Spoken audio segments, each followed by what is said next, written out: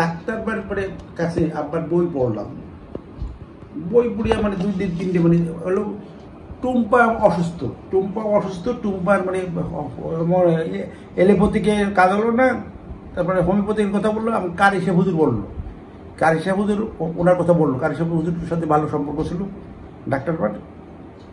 তা আমি মানে তোমার নানির নিয়ে টুম্পারে নিয়ে আমি গেলাম, যাওয়ার পরে ডাক্তার পাই ওষুধ দিল, বোধহয় সম্ভবত 350 টাকা নিল হোমিওপ্যাথিক ওষুধ। কিন্তু আমার একটু খারাপ লাগলো, 350 টাকা ওষুধ, 10-15 টাকা, 20 টাকা, 25 টাকা, মানে 40 টাকা, সর্বোচ্চ 50 টাকা দাম হতে। আমি প্রথম মনে করছি 50 টাকা হয়তো নেবে, কিন্তু 350, সম্ভবত 350 বা 400 টাকা নিল। কিন্তু আল্লাহর রহমত টুম্বার 400 টাকার ওষুধে কাজ হলো। ডাক্তার ভাইয়ের কাছে নলেজ দিয়েছিল আমাকে হুজুর, অর্থাৎ তখন সে মানে পাঁচুড়িয়া মানে নামাজ পড়ায় কিরামত হুজুর, ওখানে পাঁচুড়িয়া গন্ডগোল হলো, ইমদাদ মোল্লানার সাথে একটা গন্ডগোল হলো, বিরাট গন্ডগোল, এবং সেই গন্ডগোলে নেতৃত্ব দিলাম আমি, এবং ইমদাদ মোল্লানার কমিটি থেকে আউট করে দিলাম বিভিন্নভাবে, বিভিন্ন মানে হেনস্থ করলাম তাকে। আর আব্বা ওনাদেরকে বলছিল যে এমন একটা দিন আসতেছে, আমি তোর আব্বা চিনি না, কেউ চিনি না, কিন্তু ওনরা অ্যাডভান্স আব্বা বলছিল যে বেশি দিন অপেক্ষা করা লাগবে না, কারণ কারি সাহেব হুজুর মানে ইমদাদ মোল্লানা মানে খুব অপরাধ করছে, অপমান করছে। আব্বা হুজুরের বই এনেছে, তা ওই আমাকে যে লাল মজিবরের স্ত্রী বই পড়িয়ে তারা তরিকাপন্থী হয়েছে, ওই যে দেওয়ানগর মাহাতাব ভাইয়ের শাশুড়ি সহ, এবং মানে অলরেডি মানে ইমদাদ মোল্লানার বউ ওই বই নিয়েছে, পড়ছে, পড়ার পর ওখানে একটা মানে বিভিন্ন রকমের একটা প্রবলেম সৃষ্টি হয়েছে। এগুলো আমি কিছু জানি না, কিন্তু কারি সাহেব যখন মানে ডাক্তার ভাই যখন করছে ইমিডিয়েট ওখানে একটা বিস্ফোরণ ঘটবে, অপেক্ষা করেন আব্বা বলছেন। এটা তো আমি কিছু জানি না, কিন্তু বিস্ফোরণ তো অলরেডি ঘটে গেছে। ঘটে যাওয়ার পরে এখন আমি যখন মানে কারি সাহেব বলছে ডাক্তারের কথা, তখন আমি আমার মেয়েরে নিয়ে যখন ডাক্তারের কাছে গেছি, এবং 350 টাকা দেওয়ার পরেও দেখা গেছে আমি কয়েক হাজার টাকা খরচ করছি, কাজ হয় না। কাজ হলো কি, 1 মাসে ওদের মেয়ে কোনো প্রসব করে না, প্রসব বন্ধ, তা 1 মাসে কোনো প্রসবই করে না। আবার মানে সে খাচ্ছে, কোনো কিছু অসুবিধা নেই। পরে ওই ওষুধ খাওয়ার পরে বোধ হয় 2 দিন বা 1-2 দিন পরেই মানে তার মানে নর্মাল পজিশন, সুস্থ হয়ে গেল। আর ইতিমধ্যে কিন্তু 2-3 বার আমি গেলাম, আব্বা হুজুর ওনার তাকে মানে মাস্টার বাড়ির ওখানে তাকে প্রথম পড়লাম বোধহয় সঠিক পথের সন্ধানে। এরপরে 2-3টে বই আমি নিই, আর একটা বই এক বইটুকু বিশেষ করি, 2টে নিলাম, 3টে নিলাম, কিন্তু ধরছি তো আর কোনো নাই, ছাড়াছাড়ি নাই। ওটা শেষ না করার আর শেষ মানে যখনই পড়ার ভিতরে মন থাকে, দেখা গেলো যে ঘুমানোর আগে মানে বইটা নিলাম, নেওয়ার পরে 100-150 পৃষ্ঠে 2 ঘন্টা, 2.5 ঘন্টা, 3 ঘন্টা লাগলো একভাবে। সর্বোচ্চ বোধ হয় মানে কোনো একটা বই জানিয়ে পড়লাম 4 ঘন্টার উপরে রাখছে, কিন্তু এক বইটুকে। তখন মানে হুজুরের প্রতি আমার একটা মানে যে কি না, এই লেখক না, এই বইটার লেখককে। তখন একদিন আমি মানে ডাক্তার ভাইয়ের সাথে একটা পরিচিত হয়ে গেলাম, রোগীর বাবা বললাম, বলার পরে আমি বললাম যে এই বই লেখককে, তো উনি আব্বা হুজুরের মানে পরিচয়টা দিল, পরিচয় দেওয়ার বললো যে আমি হুজুরের কাছে একটু যাবো। ঠিক আছে, বৃহস্পতিবার এনে অফিসে আদালত করিয়ে বৃহস্পতিবার দিন গেলাম। ডাক্তার ভাই, আমি আর কেরামত হুজুরই গেছিল সম্ভবত। আমাকে মানে আব্বা মানে জানছে, জানার পরে মোটামুটি স্পেশালভাবে একটু রুমের ভিতরে, ঘরের ভিতরে রুমে মানে মোটামুটি একটু স্পেশাল মানে আমাকে থাকার জন্য, আমি নতুন মেহমানে যাচ্ছি। তারপরে থাকলাম 1-2 দিন পরে, আমি ওখানে লোকজনের মানে আচার আচরণ, সার্বিক সব কিছুতে আমার ওনার প্রতি একটা শ্রদ্ধাবোধ আসলো।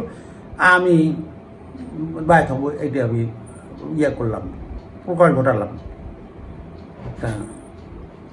পরে আমাকে বায়াত করা দিল, বায়াত করা দেওয়ার পরে মোটামুটিভাবে প্রত্যেকটা কোনো মহাবিল আমি করে নেই, অ্যাবসেন্ট থাকি নেই। আর একটু মাঝে সময় পেলেই আমি চলে গেছি। এক সময় মানে দেখা গেল যে মাস্টার বাইরে না নিয়েও, মাস্টার ভাই কাছে আপনি একা যাবেন। আমি তো আগে প্রথম বেশ কিছুদিন মাস্টার ভাই ছাড়া আমি যাইনি, কিন্তু মাস্টার ভাই তার চেম্বার, তার বিভিন্ন রকমের কিন্তু এক পর্যায়ে মানে বোধহয় 4-5 বার যাওয়ার পরে মাস্টার ভাই বললো কি যেন আপনি একা একা যান।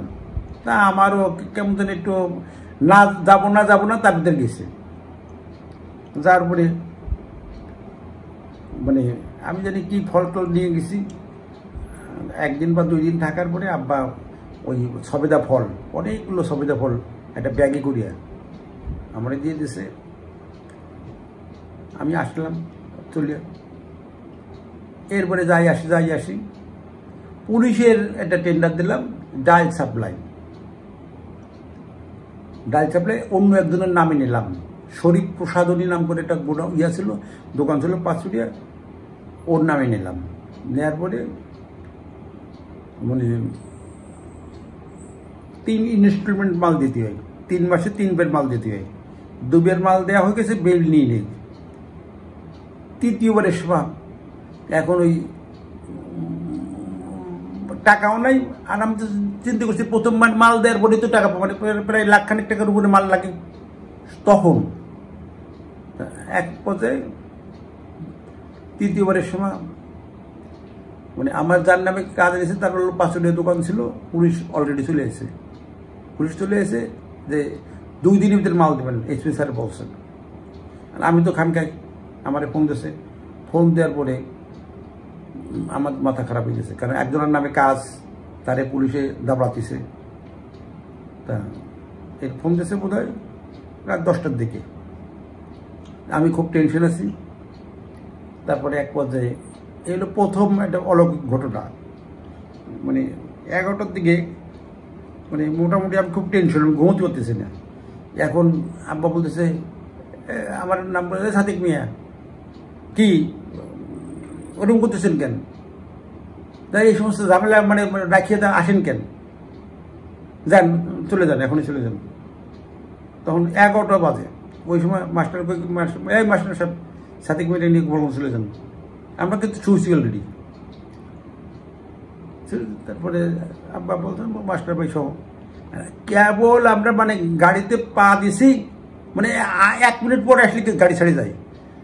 গাড়ি আমরাও পা দিলাম, গাড়িটাও ছাড়িয়ে দিল। গাড়ি ছাড়া অবস্থায় উঠলাম। টাকা টোকা তো নাই। বাড়ি আসা পর্যন্ত খুব চিন্তা করলাম কোথায় টাকা পাবো, কোথায় কী পাবো। কোনো টাকার কোনো 1 লাখ টাকা লাগবে। এখন 1 লাখ টাকা কোথায় পাবো এরকম কোনো মানে পাচ্ছি না। রাত্রিবেলা ঘুম হলো না। রাত্রিবেলা তখন আমি বোধ হয় 1টার আগে বাসায় আসলাম,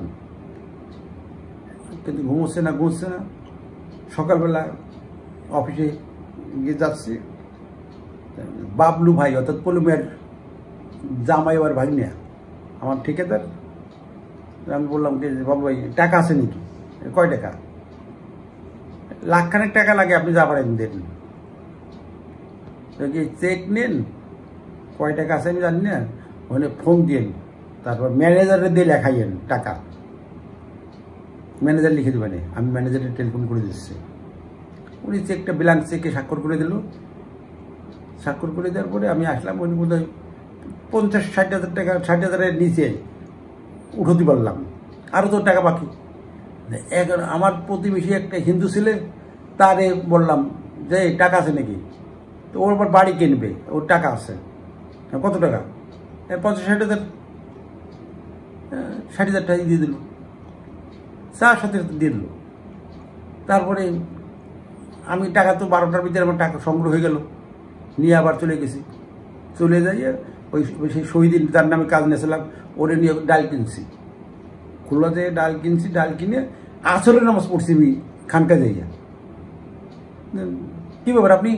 আর শহীদের কিন্তু ট্রাকে উঠে দিছি যে মাল নিয়ে চলে যাও। এখন তো তোমার 3 দিন সময় দিছে, 2 দিনের ভিতরে আমি মাল নিয়েছি।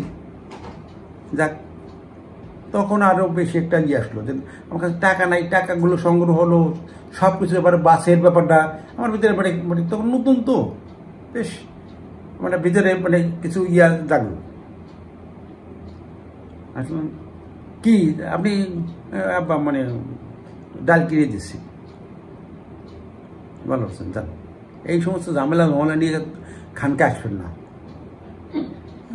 খানকায় এই সমস্ত ঝামেলা, সংসার ধর্ম আগে করবেন, তারপর তরিকা হলো পরে।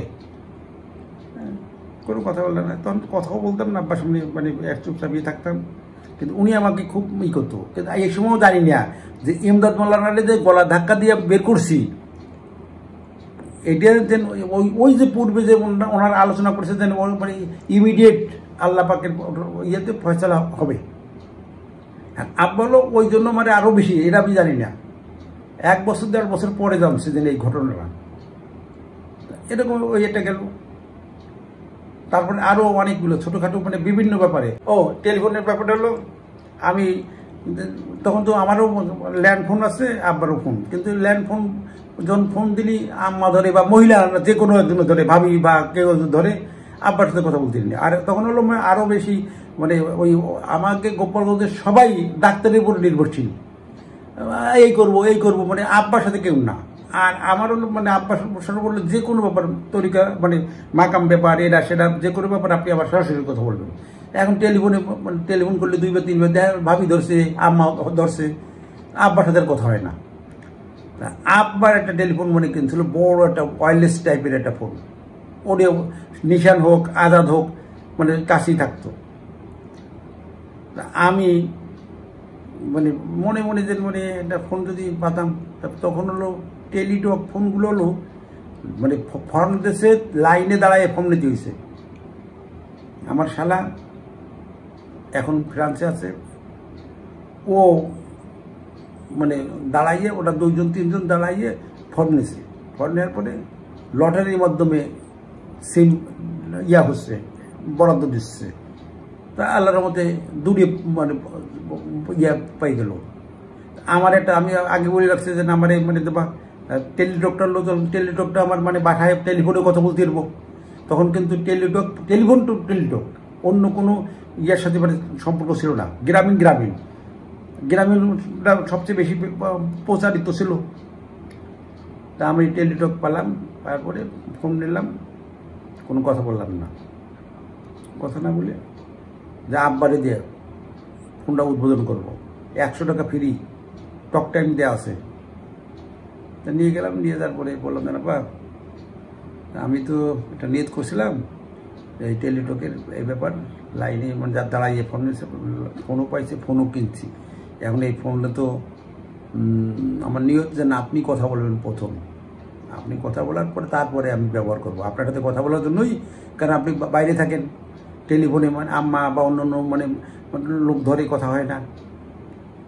তা এই নিয়ত ছিল, আমি তো পাইছি। আমি হ্যাঁ ঠিক আছে যাও দেন। তো নিশান রে ফোন দিল, নিশান না, ফোন দেওয়ার পরে বিভিন্ন কথাবার্তা বললো। বলার পরে এটা সাদেক মিয়ার ফোন, এই লটারি দিয়ে পাইছে, উদ্বোধন করে দিলাম, কথা বললো।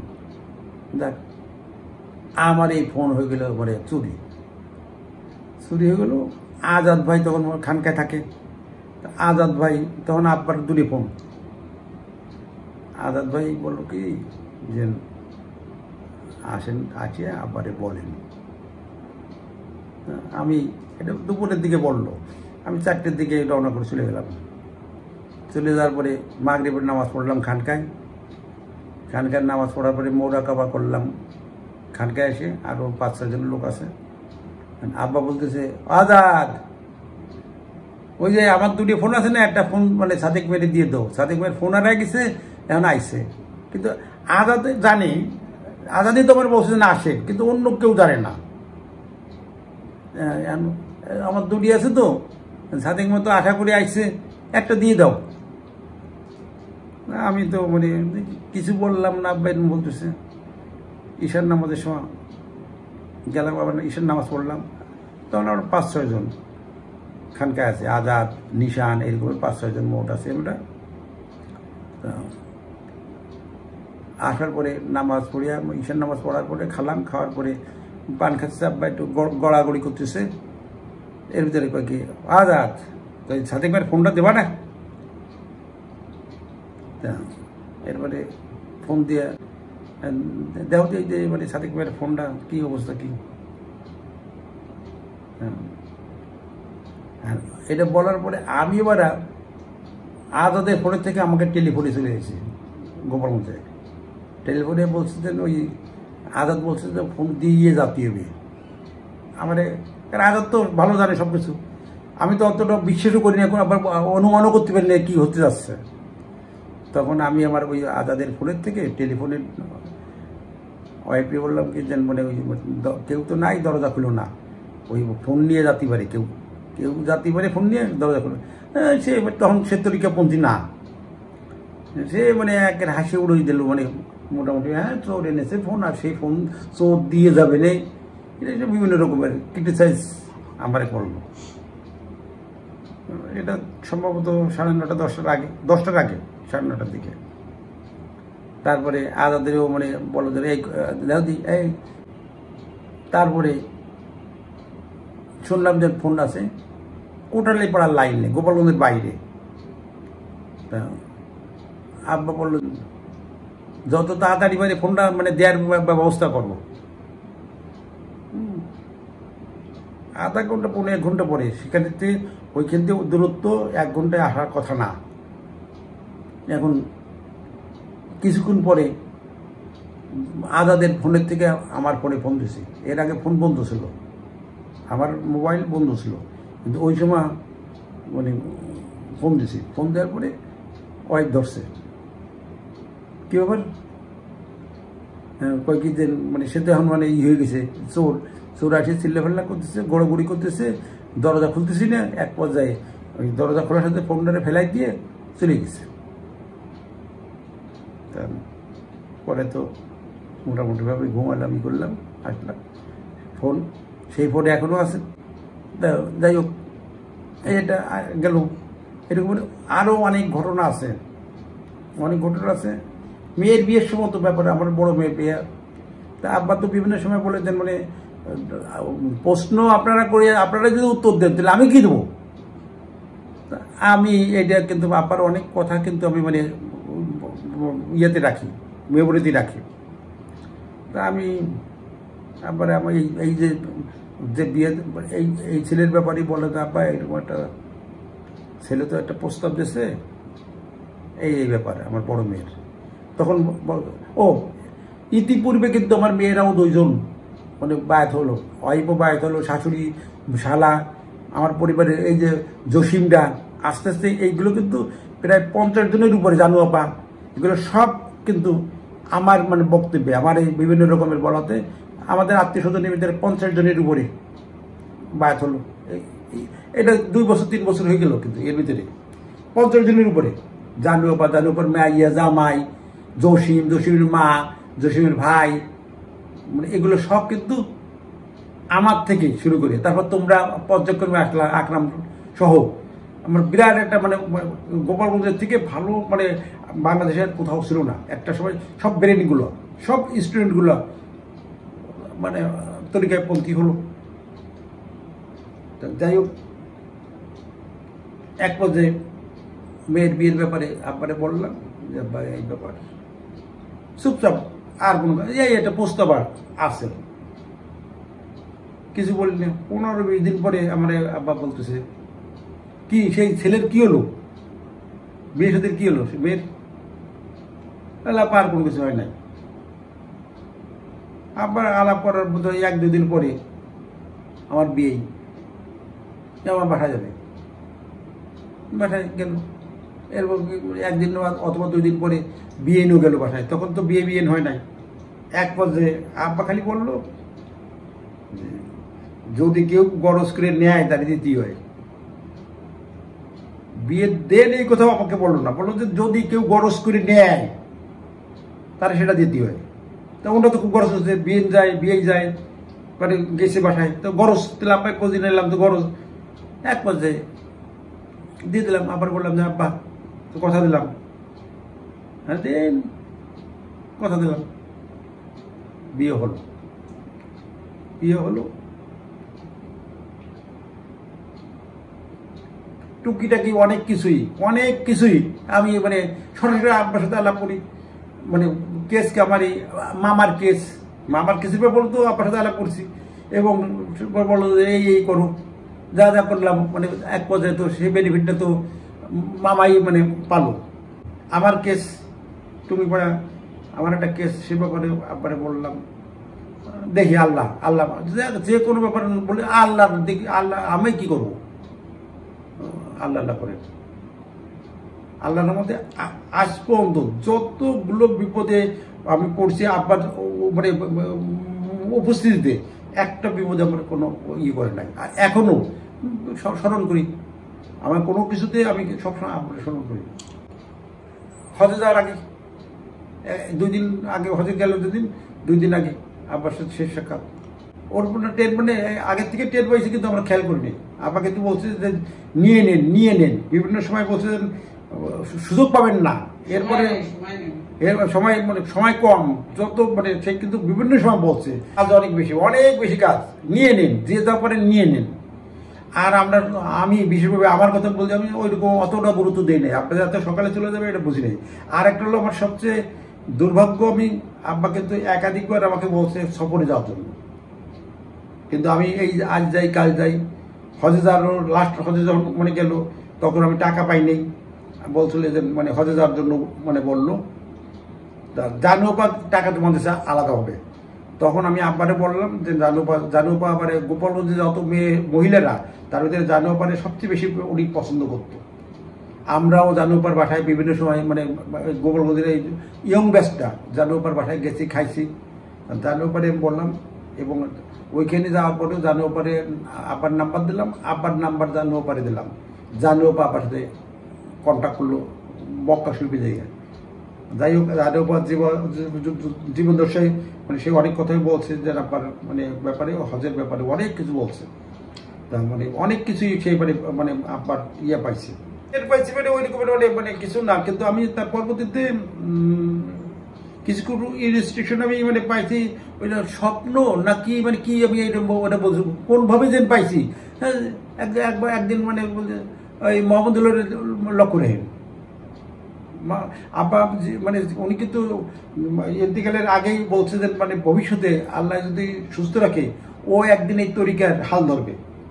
এর আগে মেজুবাড়ির ছেলের কথা বলছিল, মেজুবাড়ি এরপরে মোহাম্মদুল্লাহ জন্মের পরে বলছে যে এবং একদিন আমার বলতেছে যে মোহাম্মদুল্লাহ প্রতিটি লক্ষ্য রেহেন। তা আমি মোটামুটিভাবে আজকে পর্যন্ত আমি চেষ্টা করি খোঁজখবর রাখা, এবং পারলে যা পারি।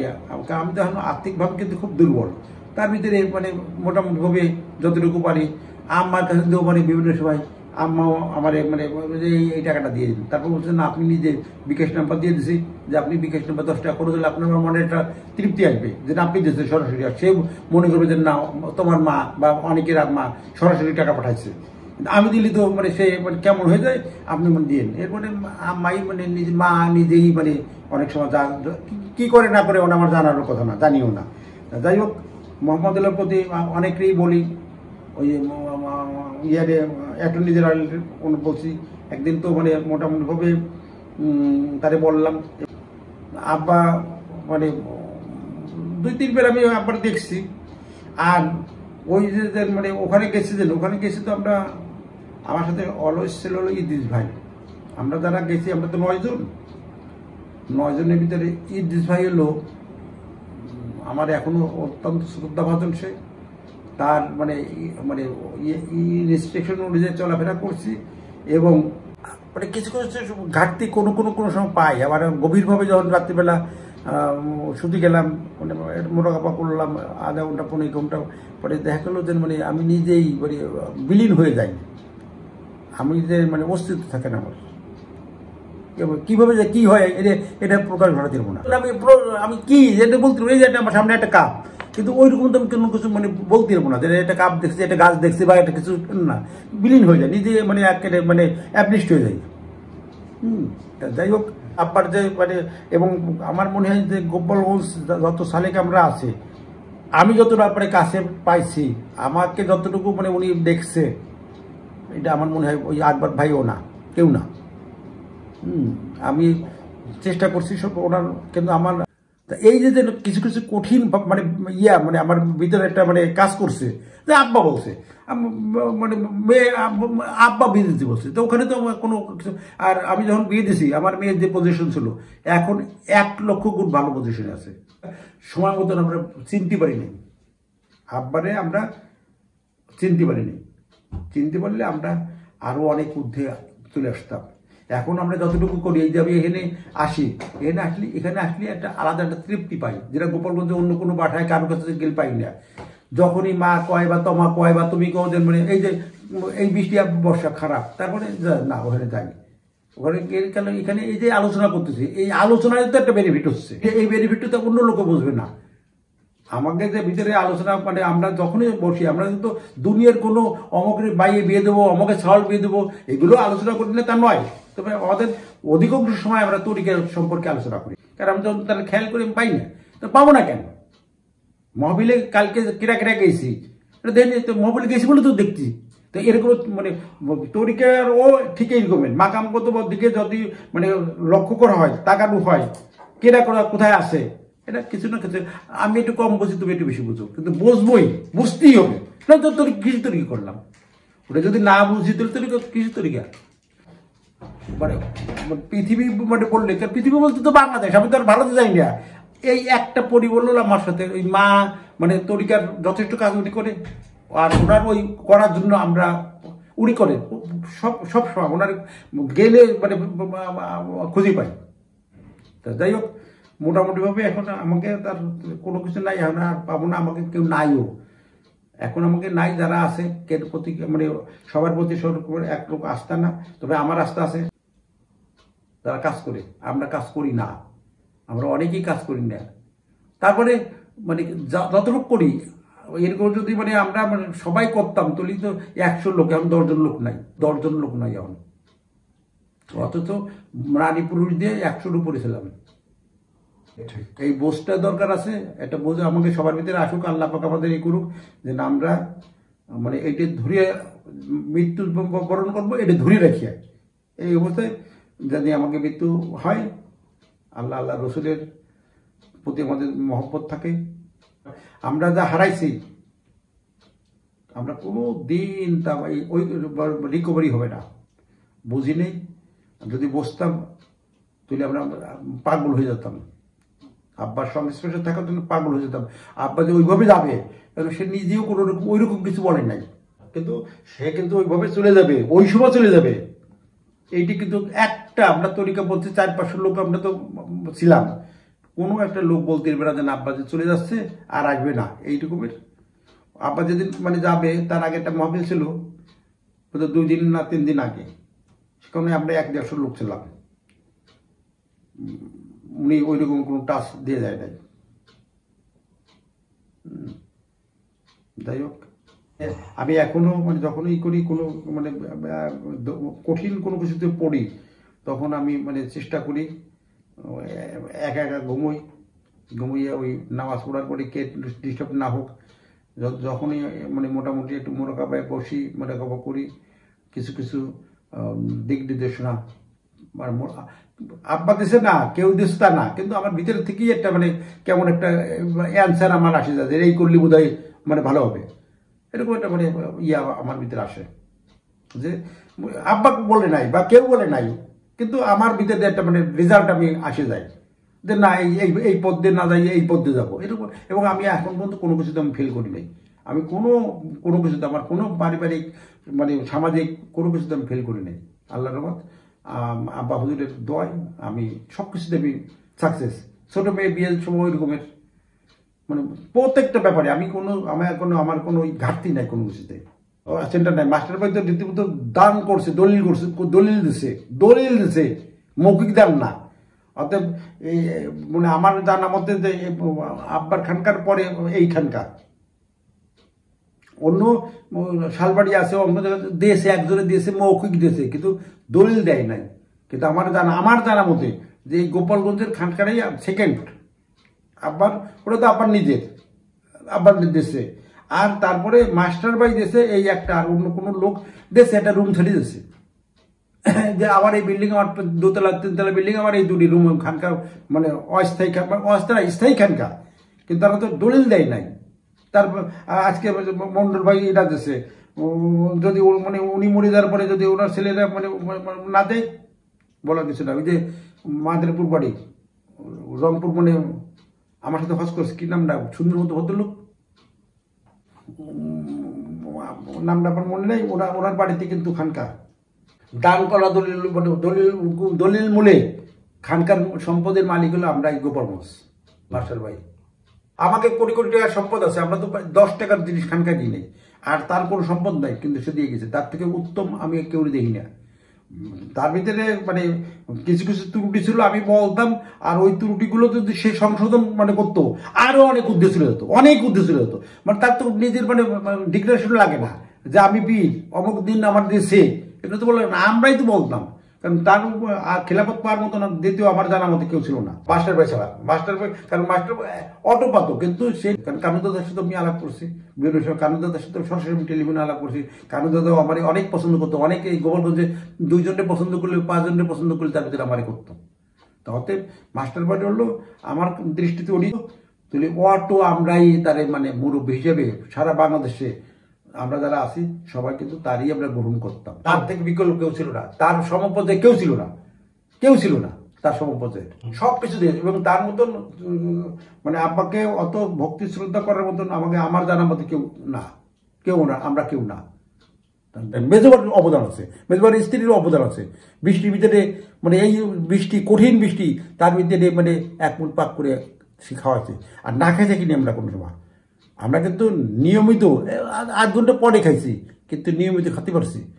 এবং এই কষ্ট কিন্তু হাফিজ ভাইয়ের স্ত্রী করছে। আমরা প্রত্যেকের উচিত অন্তত তাদের কাছে কৃতজ্ঞ থাকা, এবং হাফিজ ভাইয়ের 2টি ছেলে রেখে গেছে, তার প্রতিও আমাদের লক্ষ্য রাখা উচিত। আমাদের যে যেখান থেকে অবস্থানে আছে, আমি কালকে থাকবো না, কিন্তু হাফিজ ভাইয়ের মানে সংসারটাও আমাকে দেখা উচিত। আব্বার যে মানে মানে এই যে এই মুহূর্তে তো আমার সব মনে নাই, বললাম না, অনেক মানে আছে আমার। আমি যতদিন আব্বার সংস্পর্শে রয়েছি, প্রতি সপ্তাহে বা প্রতি মাসে বা প্রতি মানে 6 মাসে একটা না একটা ঘটনা ঘটছে, যেগুলো অনেকের সাথে ঘটে নাই, আমার সাথে যেগুলো ঘটছে আমাদের সাথে অনেকগুলো। আমি রয়েছি, ওই নিশান রয়েছে, ওই মানে, আর আমি তো মানে দেখা গেছে 15-20 দিনও রয়েছি খানকায়। একবার গেছি, দেখা গেছে 10 দিন 15 দিন 7 দিন রয়েছি, মানে চুপচাপ রয়েছে। দেখা গেছে ওই 7 দিনের ভিতরে অনেক অলৌকিক ঘটনা ঘটছে। আমার একবার আমি যাই নাই, আমি অসুস্থ, যাই নাই, কিন্তু আমার বাড়ি ইমাম সাহেব হুজুর, ওই যে মাওলানা হোসেন আহমেদ, ওটা হিন্দু বাড়ি, তো অনেক জিন ওইখানে করছে, বন্দি করছে আমার বাড়ি। তো আমি যাইতে পারি নাই, অসুস্থতার জন্য আমি যাই নাই। মূল মহফিলে যাইনি, কোনো একটা বড় মহফিলে, কিন্তু অসুস্থতার জন্য যাইনি। এখন বলতেছে, এই নিশান দেখো তো, আজাদ দেখো তো, সাদিক মেয়ের বাড়ি, ওই যে গোপালগঞ্জের ওই বাড়িতে কী অবস্থা দেখো তো, একটু কেমন কেমন মনে হচ্ছে। তারপরে ওরা বললো যে আব্বা এই জিনের মানে একটা মানে তা ওকে চলে যেতে কও, ওদের চলে যেতে কও, আর নাই সব দাফন করে দেবো। অনেক, 1-2 জন না, মানে ওই ইমাম সাহেব হুজুর যত জিন মানে করছে, বন্দি করছে, সব বন্দিশালা হলো আমার বাড়িটা, হিন্দু বাড়ি। আর ওখানের থেকে কিছু ত্রুটি, কিছু ঘটনা ঘটে বিভিন্ন সময়। আমি কিন্তু মানে এটার ব্যাপার কিছু জানি না। পরবর্তীতে আমাকে, আমি একটু সুস্থ হলাম, সুস্থ হওয়ার পরে আমার এই আজাদও বললো, নিশানও বললো যে মেয়া যা মানে করে দিছি, আপনার আব্বা করে দিছে, যা এখন জিন মুক্ত আপনার বাড়ি, এখন আর কোনো রকমের কোনো ঢিলও পড়বে না, কোনো কিছু কোনো অশান্তির কোনো কিছু হবে না, এরা কিন্তু আব্বা করে দিচ্ছে। তাই এই যে কিছু কিছু ব্যাপার বিভিন্ন সময় বিভিন্ন আব্বা এগুলো সব রিলিজ করে দিচ্ছে, যে ওরা চলে যাবে, আর এই এলাকায় মানে থাকবে না, ওদেরকে আমি মুক্ত করে দিচ্ছি, কিন্তু ওরা যেন আর কোনো অন্যায় কাজ না করে, এই কন্ডিশনে ওদের মানে ছাড়িয়ে দিচ্ছে, যে ওরা আর কোনো অন্যায় কাজ করতে পারবে না, ওরা তো সব বন্দি ওইখানে, ওদেরকে আব্বা রিলিজ করে দিল। এবং সারা জীবন মানে থাকতো, ওই রিলিজ করাতে কেউ ছিল না, ইমাম সাহেব হুজুর ধর্ম নিয়ে গেছে। তো ওতে এই যে একটা ঘটনা, এটা তো কারোর মানে বিশ্বাস হবে না, কিন্তু আমার তো বিশ্বাস আছে, তুমি হয়তো শুনে বিশ্বাস করবে না যে এটা কীভাবে হয়। 1টা 2টি না, অসংখ্য জিন উনি, আর উনি তো তখন ইস্ট পাকিস্তানের মানে প্রধান ছিল জিনের ব্যাপারে, মানে বাংলাদেশে ওনার উপরে কেউ কোনো লোক ছিল না, মৌলানা হোসেন আহমেদের মতন আর কেউ ছিল না। সব এবং সবাই মানে কথা দেওয়া ইয়া এগ্রিমেন্ট করাইয়ে তারপর মানে বলছে তোকে রিলিজ করবার জীবনে কোনো অন্যায় কোনো কাজ করতে পারবি না, তোরা আল্লাহ রসুলের মানে দিক নির্দেশনায় চলবি, এইভাবে বলাইয়ে তারপরে তাকে রিলিজ করে দিয়েছে। তাহলে এগুলো তো মানে অলৌকিক, এগুলো তো মানে অন্য যে কোনো লোক বিশ্বাস করবে না। আব্বার কথা আমাকে মানে আমরা কোনো কিছু চিন্তাই করা যাবে না আব্বা সম্পর্কে কোনো রকমের কোনো কিছু যে উনি কি, আরে আমরা তো পুকুরও না, উনি তো সমস্ত মহাসাগরগুলো উপরে একত্রিত করলি তার উপরে উনি, আর আমরা তো একটা এক কাঠা পরে মানে পুকুর না, চুরোপুরি না। তাতে আব্বা সম্পর্কে আসলে আমরা বুঝি নেই। এখন আমরা অনেকেই চিন্তা করি যে কি হারাইছি আমরা। ওই সময় যদি এইভাবে আগের থেকেও জানতাম তাহলে আমি তো খাওয়া না বাদ দিয়ে আব্বার সঙ্গে সরে থাকা। আব্বা আমাকে একাধিকবার বলছে যে সাদিক ভাইয়া সময় আছে নাকি, তখন চাকরি করছি, সময় আছে নাকি ইসে চলেন মানে সফরে চলেন, সফরে না মানে গেলে পরিষদ চেনা যায় না, তরিকা সম্পর্কে বোঝা যায় না সফরে জাতীয়। কিন্তু বলছে এই কালকে যাবো, পরশুদিন যাবো, তারপর পেনশনে যাই, তারপর যাবো, এখন সময় নাই, এরা সেটা বিভিন্ন রকম চিন্তা করে ফেল করছে। আব্বা আমাকে অন্য কাউকে বলছে কি বলে না জানি না, আমাকে সে একাধিকবার বলছে সফরে চলেন উত্তরবঙ্গে চলেন। সেই উত্তরবঙ্গে গেছি ঠিকই, সেই হজে গেছি ঠিকই, কিন্তু আব্বার সংস্পর্শে যাইতে পারি নাই। এটাই মানে খুব খারাপ লাগে তখন যে সেই উত্তরবঙ্গে তো গেছি, একাধিকবার গেলাম, কিন্তু আব্বার সাথে যাতি না। আব্বা তো বলছে যাওয়ার, হজে যাওয়ার কথা আব্বা বলছে, এরপরে একবার গেছি, আবার যাওয়ার নিয়ত আছে, হয়তো বা যাবো, কিন্তু আব্বার সাথে যাতিলাম না। পৃথিবীতে আব্বার সাথে তুলনা করার মতন আমার জানার মতো কিছু নাই, অতুলনীয়। এবং তার উপরে আমার মানে মতে, আমার ইয়েতে বিশ্বাস যে অন্য কেউ কোনো এই পৃথিবীতে, সারা পৃথিবীতে ওনার উপরে কোনো আলেম ছিলেন না, ওনার উপরে কোনো ওস্তাদ ছিলেন না।